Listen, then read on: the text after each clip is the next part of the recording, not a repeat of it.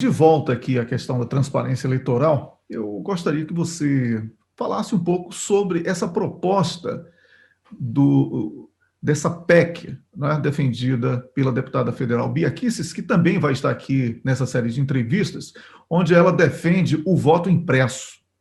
Mas há uma distorção enorme aí. Tem ministro do Supremo dizendo que vão querer extorquir o eleitor, que se não mostrar o papel que votou em fulano e beltrano, as milícias vão pressionar para que o eleitor vote nesse ou naquele, quando na verdade o eleitor sequer pode tocar nesse papel.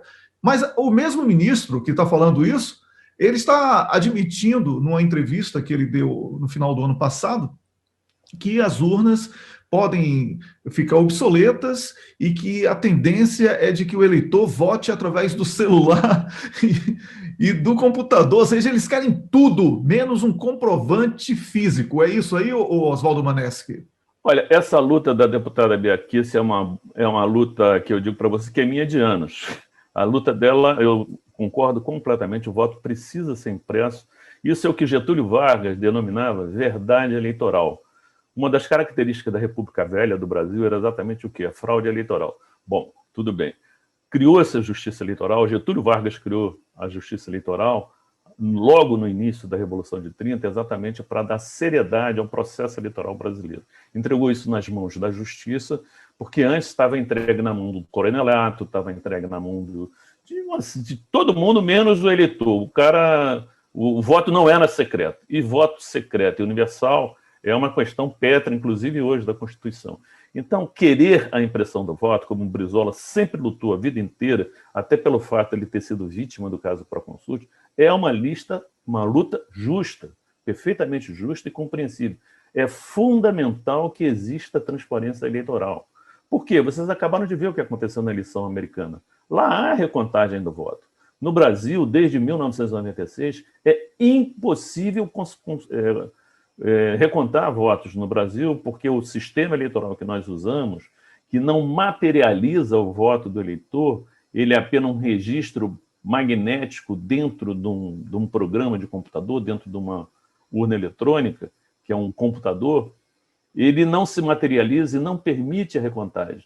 E para se ter a verdade eleitoral, até a eleição de síndico de prédio, se for necessário, se reconta votos. Depois que aconteceu no Senado Federal o escândalo da Prodazem, só para recordar para quem não se lembra, o escândalo da Prodazem, que foi o seguinte: o então presidente do Senado, Antônio Carlos Magalhães, e o principal assessor dele, o Arruda, que depois foi governador de Brasília, eles quiseram saber, numa votação secreta do Senado, como determinada senadora, a senadora Heloísa Helena, tinha votado. E tinha uma coisa chamada botão macetoso no programa do painel eletrônico do Senado Federal, que através do tal botão macetoso, que qualquer pessoa que desenvolva um software pode ter porta dos fundos ou botões macetosos para que ele, que é o cara que desenvolveu o software, saiba exatamente o que está acontecendo dentro do software. No Senado Federal não foi, e uma votação secreta do Senado foi aberta e veio a lista de quem votou em quem. Isso foi um escândalo tão grande na época, isso estou falando, estou me referindo ao ano de 1997 e 98, que o senador Antônio Carlos Magalhães foi obrigado a renunciar, o senador Arruda também renunciaram, para não serem caçados pelo Conselho de Ética do Senado. Então, qualquer sistema, qualquer programa de computador pode ser burlado por quem o desenvolve. Então, quando a gente está falando vota dentro de um computador, é óbvio que o eleitor precisa tomar conhecimento se o voto que ele está ali digitando, ali na teclinha, é realmente o voto que está sendo registrado pelo programa. O fato de fazer plim-plim e aparecer o fim na nossa urna eletrônica não diz absolutamente nada, porque o nosso voto é totalmente virtual, é totalmente informatizado e não existe a possibilidade de recontar resultado. A nossa máquina de votar, ela foi proibida e abandonada no resto do mundo. O TSE brasileiro diz que ela foi inventada no Brasil, mas isso também não é verdade. A máquina de votar que nós usamos no Brasil foi primeiro usada na Holanda, depois da Bélgica e depois em vários outros países. E todos eles abandonaram esse tipo, inclusive nos Estados Unidos também. Todos esses países o último deles a abandonar esse modelo de urna eletrônica que nós usamos no Brasil, absolutamente dependente de software, foi a Índia, que é considerada a maior democracia ocidental, que tem lá 1 bilhão e tantos milhões de eleitores.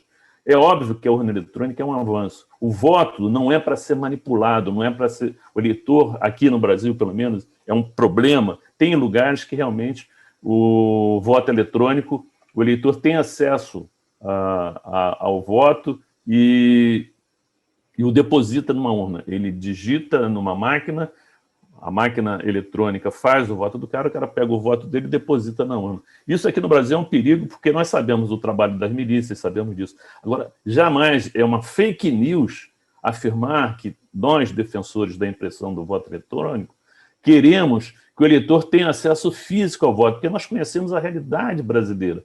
E a realidade brasileira, como muito bem você disse, é o dono do morro, o chefe da milícia, que hoje substitui o antigo dono do morro, o traficante, hoje são as milícias, os paramilitares que controlam aqui, por exemplo, as favelas do Rio de Janeiro, nós sabemos disso.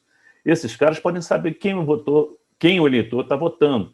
Então, a impressão do voto é para aparecer em um visor da urna eletrônica o voto do cidadão impresso. Isso significa o seguinte, que o programa que está dentro da máquina está correto e quando ele digita o número dele, o voto dele vai aparecer.